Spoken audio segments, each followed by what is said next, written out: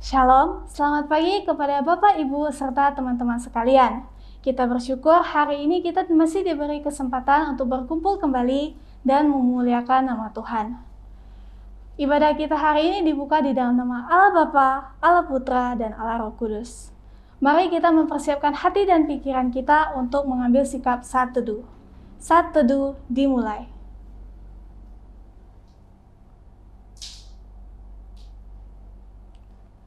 Saat teduh selesai, fotum kita hari ini diambil dari kitab Mazmur pasal 117 ayat 1 sampai ke 2.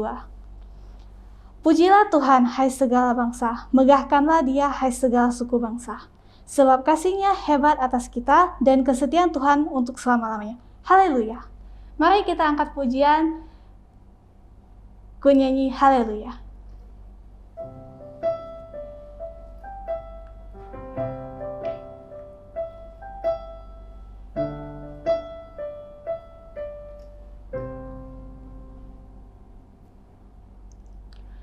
Bapakku datang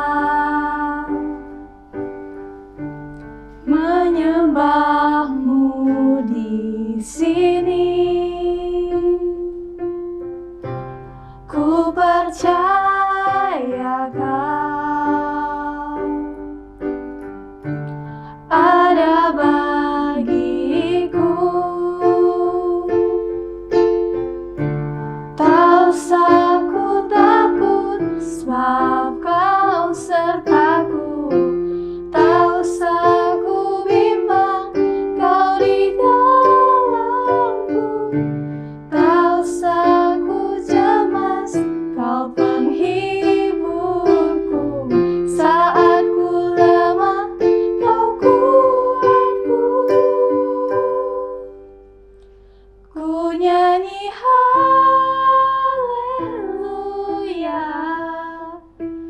ku nyanyi haleluya.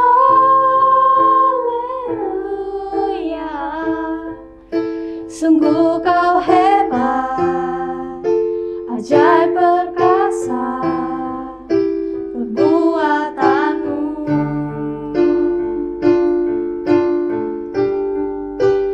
Ku nyanyi haleluya,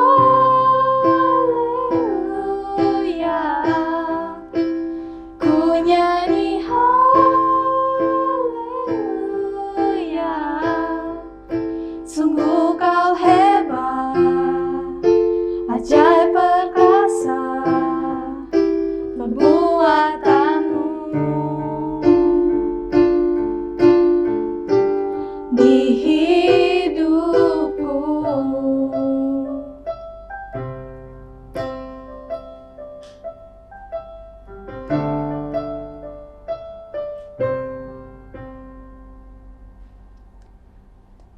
Bapakku datang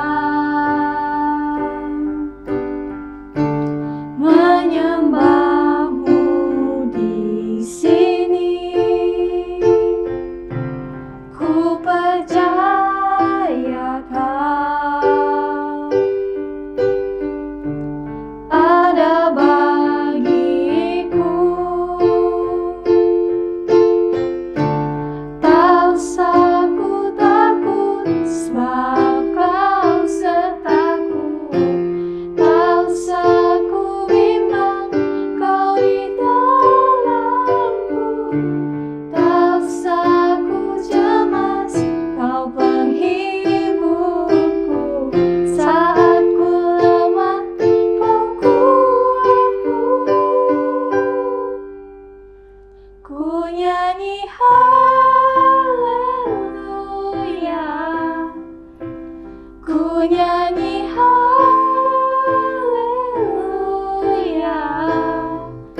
Sungguh Kau hebat, ajaib perkasa perbuatan-Mu.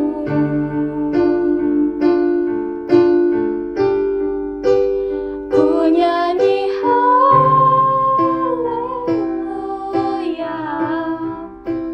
ku nyanyi haleluya. Sungguh Kau hebat,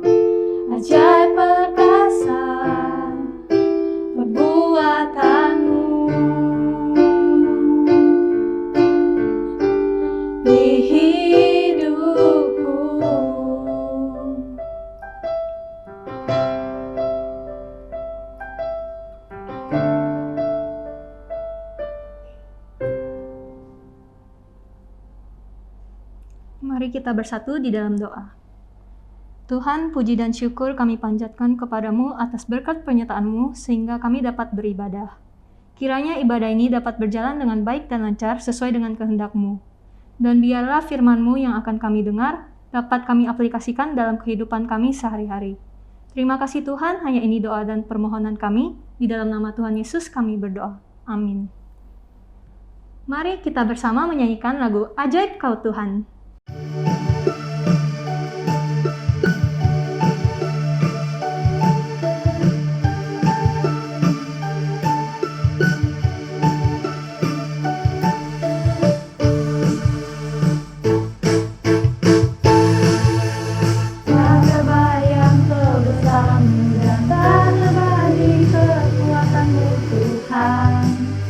Kau megah bagiku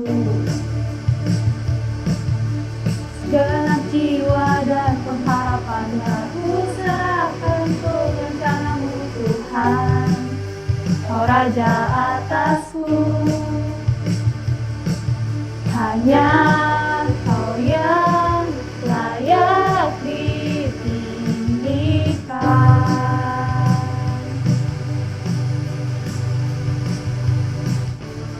Ajaib Kau Tuhan, agung dan perkasa,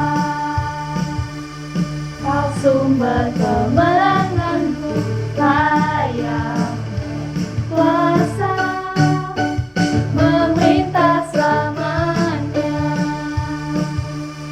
Yesus, Kaulah Raja mulia,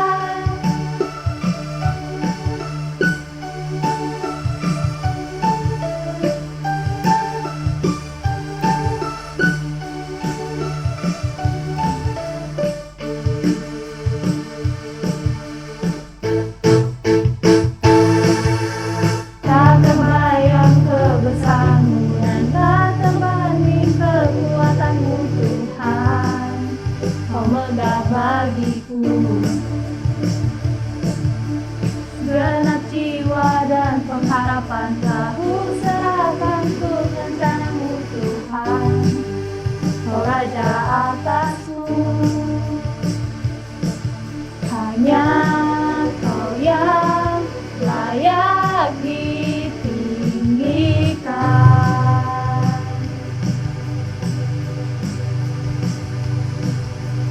Ajaib Kau Tuhan, agung dan perkasa, Kau sumber kemenanganku, layak berkuasa, memerintah selamanya. Yesus, Kaulah Raja mulia, ajaib Kau Tuhan, agung dan perkasa, Kau sumber kemenanganku, layak berkuasa, memerintah selamanya. Yesus, Kaulah Raja mulia,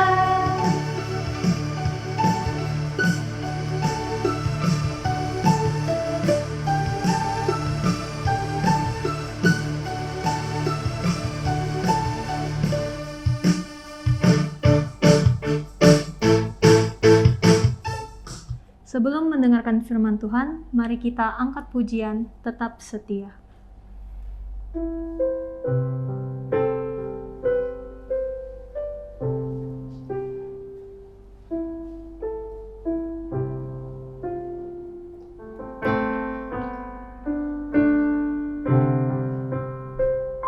selidiki aku, lihat hatiku, apakah ku sungguh mengasihi Yesus, Kau yang Maha Tahu dan menilai hidupku, tak ada yang tersembunyi bagimu.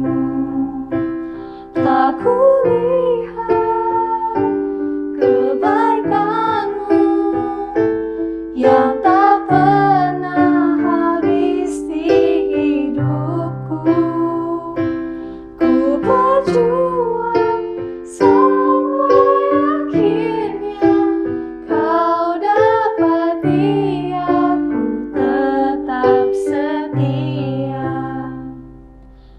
selidiki aku, lihat hatiku, apakah ku sungguh mengasihi Yesus. Kau yang tahu dan menilai hidupku, tak ada yang tersembunyi bagimu. Telah kulihat kebaikanmu yang tak pernah habis di hidupku. Ku berjuang sampai akhirnya kau dapati aku tetap setia. Kau dapati aku tetap setia.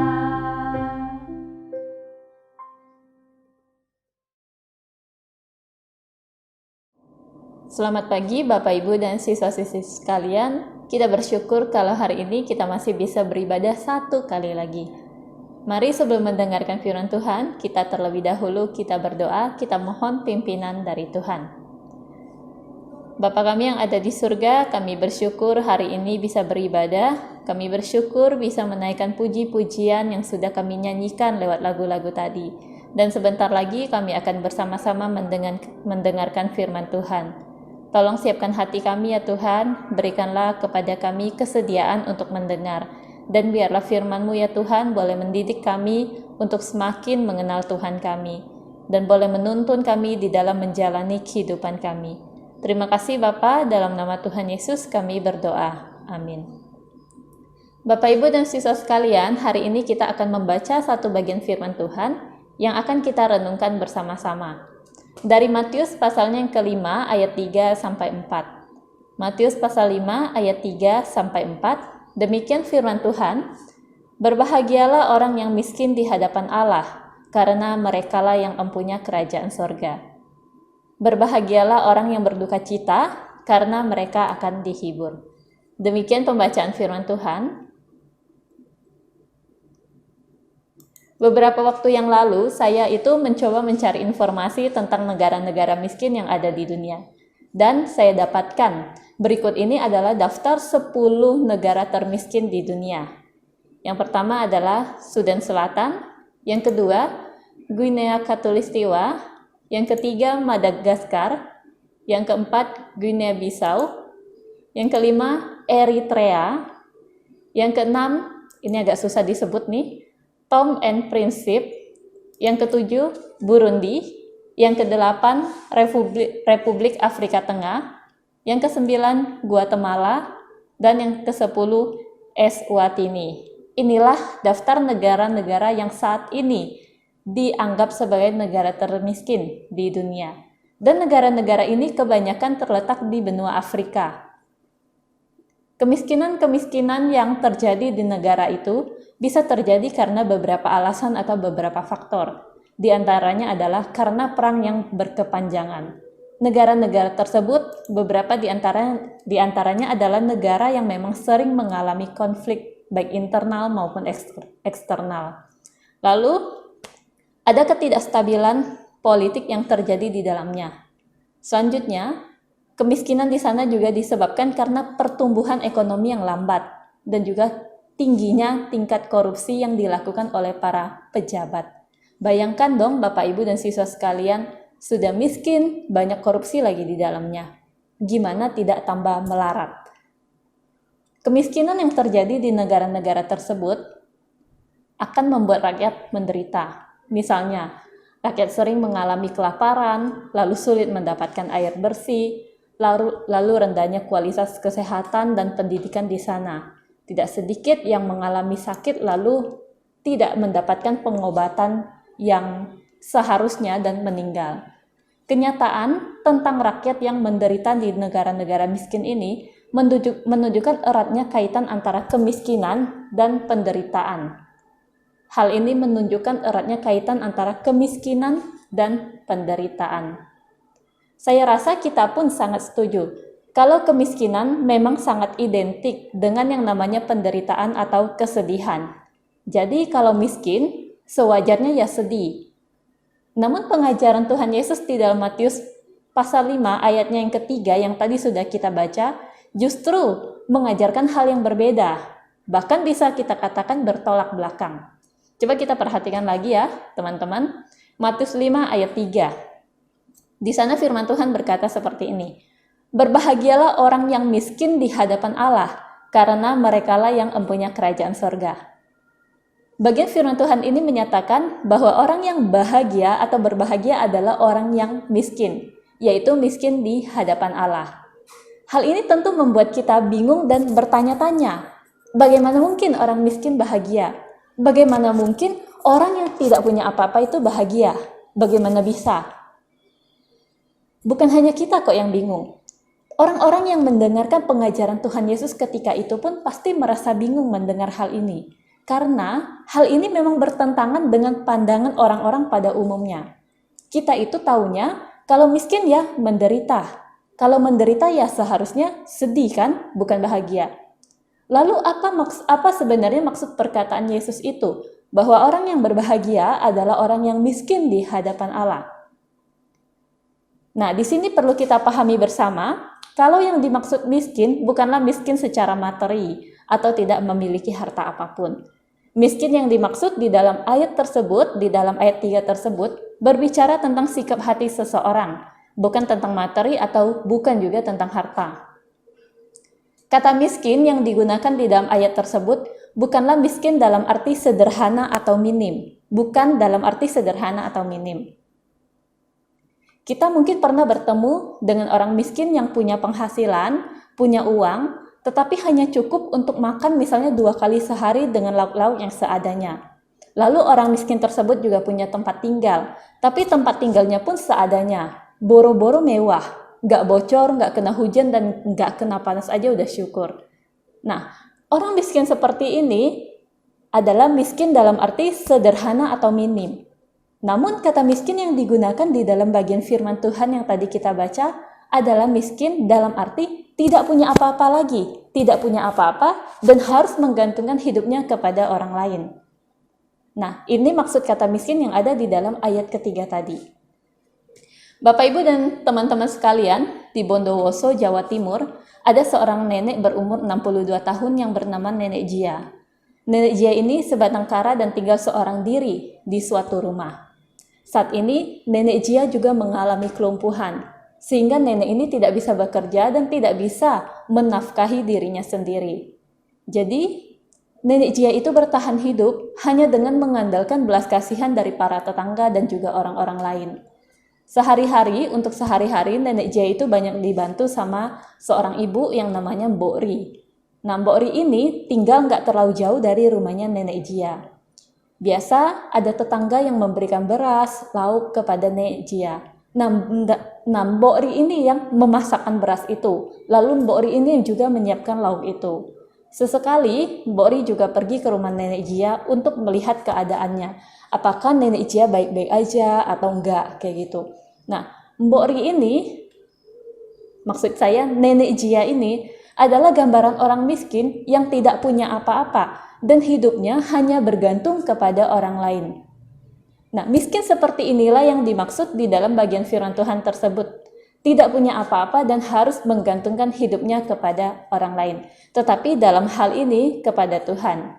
Jadi, orang yang miskin di hadapan Tuhan itu tidak punya apa-apa dan tidak punya kemampuan apapun, sehingga hanya bisa menggantungkan seluruh hidupnya kepada Tuhan. Karena merasa tidak punya apa-apa, jadi dia akan meminta, dia hanya akan meminta, memohon, dan bergantung kepada Tuhan. Berbeda halnya dengan orang kaya yang merasa dirinya itu memiliki kekuatan dan kemampuan. Kalau orang kaya yang merasa seperti itu, maka ia akan menggantungkan hidupnya pada dirinya sendiri. Dia sudah merasa tidak memerlukan Tuhan lagi, karena dia bisa mengandalkan dirinya sendiri. Karena itu, orang yang miskin harta belum tentu miskin di hadapan Tuhan, kalau ia tidak merasa dirinya itu memerlukan Tuhan. Sementara orang yang kaya harta juga tidak menutup kemungkinan menjadi orang yang miskin di hadapan Tuhan. Jika ia merasa dirinya itu serba kekurangan, sehingga ia perlu memohon, sehingga ia perlu meminta dan bergantung kepada Tuhan. Dan inilah yang dimaksud dengan miskin di hadapan Tuhan. Firman Tuhan menyatakan bahwa orang yang miskin di hadapan Tuhan inilah yang merupakan bagian dari kerajaan Allah. Karena itu, ia disebut berbahagia. Selanjutnya, Bapak, Ibu, dan teman-teman sekalian, orang berbahagia yang kedua adalah orang yang berduka cita. Coba kita perhatikan Matius 5 ayatnya yang keempat. Di sana firman Tuhan berkata seperti ini. Berbahagialah orang yang berduka cita, karena mereka akan dihibur. Berbahagialah orang yang berduka cita, karena mereka akan dihibur. Hal ini juga terdengar aneh. Bagaimana mungkin orang yang berduka cita atau bersedih bisa berbahagia? Duka cita dan kebahagiaan adalah dua hal yang lagi-lagi bertolak belakang.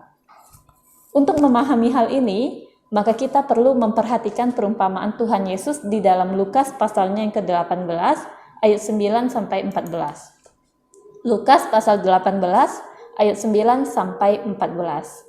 Bagian firman Tuhan ini, yaitu di dalam Lukas 18 ayat 9 sampai 14, berisi perumpamaan tentang orang Farisi dan pemungut cukai.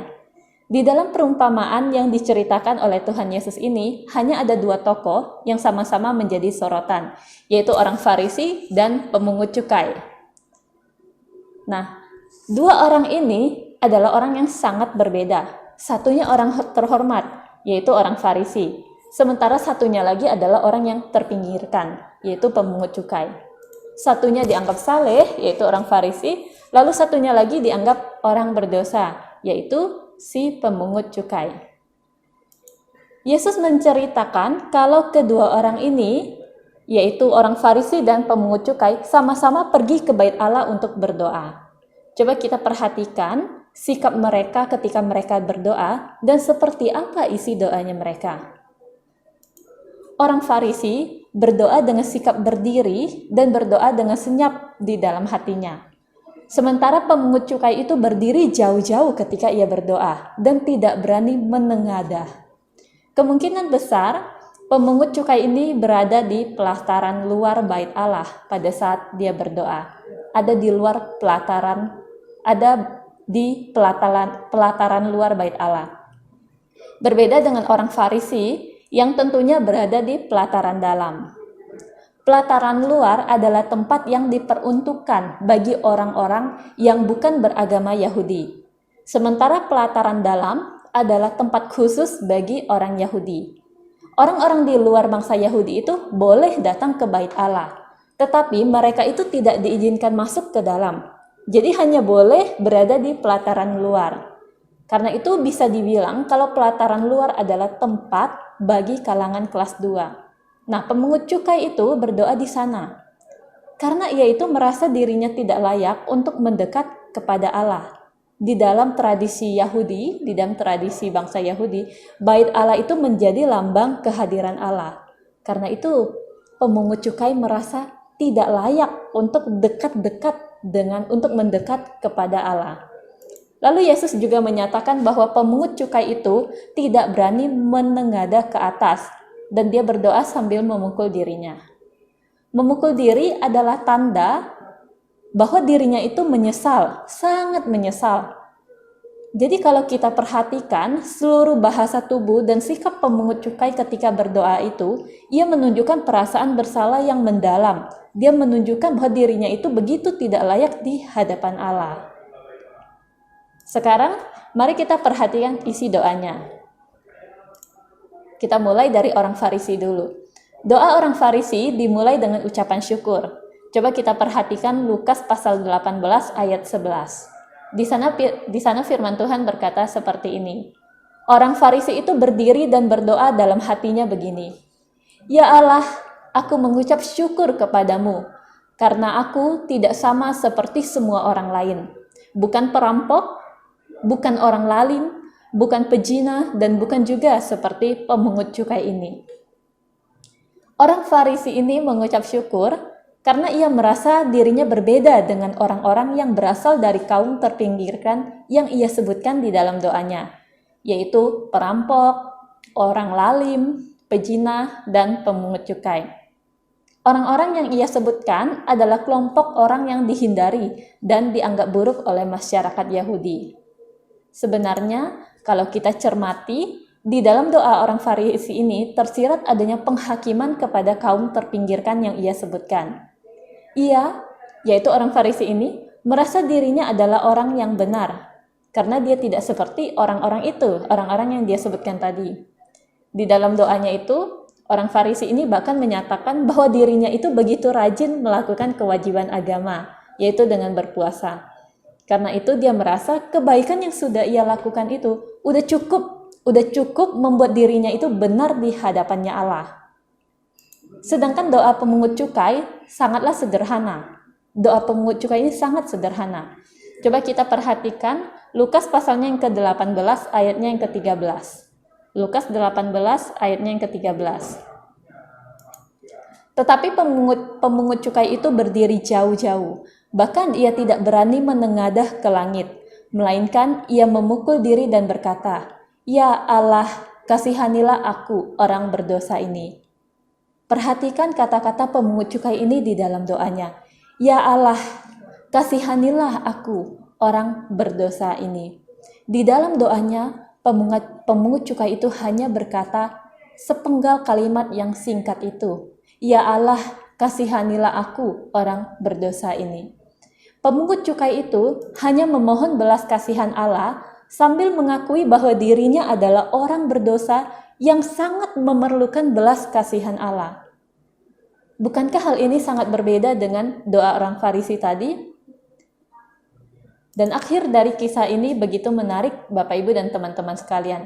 Karena ternyata pemungut cukai yang dianggap sebagai orang berdosa inilah yang justru dibenarkan oleh Allah. Bukan orang Farisi yang sudah terlebih dahulu menganggap dirinya benar.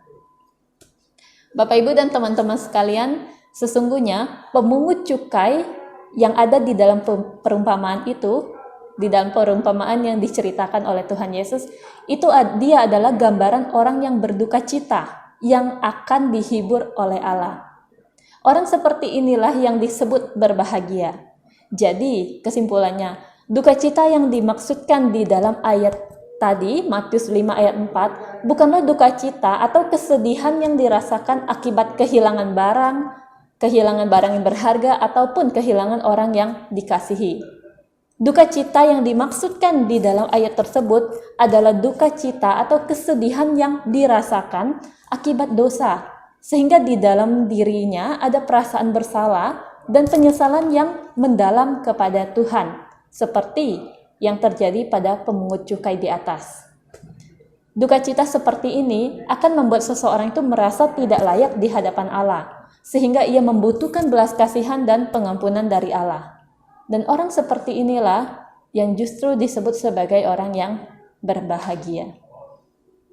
Dengan demikian, orang yang berbahagia adalah orang yang miskin di hadapan Allah. Dalam arti, ia adalah orang yang bergantung sepenuhnya kepada Allah. Dan orang yang berbahagia adalah orang yang berduka cita, dalam arti ia menyesal dan merasa bersalah kepada Allah atas dosa-dosanya. Lalu pertanyaannya untuk setiap kita, Bapak, Ibu, dan teman-teman sekalian, sudahkah kita menjadi orang yang berduka cita dan miskin di hadapan Allah? Yaitu orang yang bergantung kepada Tuhan, kepada Allah, dan merasa bersalah kepada Allah atas dosa-dosa kita. Kepada orang yang berduka cita dan kepada orang yang miskin di hadapannya, Allah menjadikan penghiburan dan kerajaannya. Penghiburan dan kerajaan Allah adalah pengharapan bagi setiap orang percaya, dan pengharapan itu hanya ditemukan di dalam Tuhan Yesus. Pengorbanan Yesus yang memungkinkan kita akhirnya diampuni dan menjadi bagian dari kerajaan Allah. Karena itu, Bapak, Ibu, dan teman-teman sekalian, mari kita melanjutkan kehidupan ini dengan kesadaran bahwa kita itu tidak berdaya jika kita tidak bergantung kepada Tuhan. Kita itu tidak berdaya jika kita tidak bergantung kepada Tuhan. Dan mari kita melanjutkan kehidupan kita dengan kesadaran bahwa kita yang lemah dan rentan dengan dosa ini, senantiasa dan akan senantiasa membutuhkan belas kasihan dan pengampunan dari Tuhan. Kita senantiasa membutuhkan belas kasihan dan pengampunan dari Tuhan. Tuhan Yesus memberkati kita semua. Mari kita berdoa sekali lagi. Bapa kami yang ada di dalam surga, kami sungguh bersyukur untuk firman-Mu yang hari ini kembali mengingatkan kami tentang orang yang berbahagia. Mereka adalah orang yang miskin, orang yang menggantungkan seluruh hidupnya kepada Tuhan, dan mereka adalah orang yang berduka cita, orang-orang yang bersedih, berduka cita, merasa bersalah atas dosa-dosa yang menyakiti hati Tuhan. Dan Tuhan, tolonglah kami ini untuk menjadi orang yang seperti itu, orang yang mau menggantungkan seluruh hidup kami kepada Tuhan, dan orang yang selalu merasa bersalah ketika kami melakukan kesalahan yang menyakiti hati Tuhan. Biarlah firman-Mu ya Tuhan, boleh terus menuntun langkah hidup kami di hari-hari ke depan. Ini doa kami, dalam nama Tuhan Yesus kami berdoa. Amin.